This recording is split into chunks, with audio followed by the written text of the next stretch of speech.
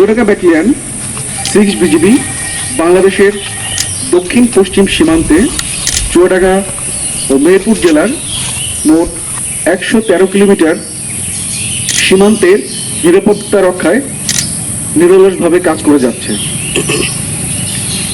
আসন্ন পবিত্র ঈদুল আজহা উপলক্ষে সীমান্ত এলাকায় গরু চোরাচালান এবং কোরবানির পশুর চামড়া পাচারের মতো অপতৎপরতা রোধে বিজিবি সর্বোচ্চ সতর্ক অবস্থানে রয়েছে।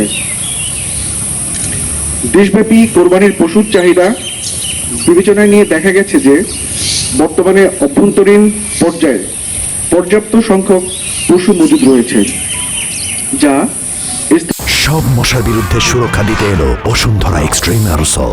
মশার বিরুদ্ধে এক্সট্রিম সুরক্ষা স্থানীয় খামারিরা উৎপাদন করেছেন। বিশেষ করে চুয়াডাঙ্গা এবং মেহেরপুর জেলায় পর্যাপ্ত পরিমাণে কোরবানির পশুর যোগান রয়েছে। দেশি খামারিরা যাতে ন্যায্য মূল্য পান এবং ক্ষতির মুখে না পড়েন, সেজন্য পার্শ্ববর্তী দেশ থেকে যেন কোনোভাবেই গরু বা কোরবানির পশু অবৈধভাবে আমাদের দেশে প্রবেশ করতে না পারে তা নিশ্চিত করার জন্য সীমান্তে কঠোর নজরদারি, টহল এবং গোয়েন্দা কার্যক্রম চালু রয়েছে।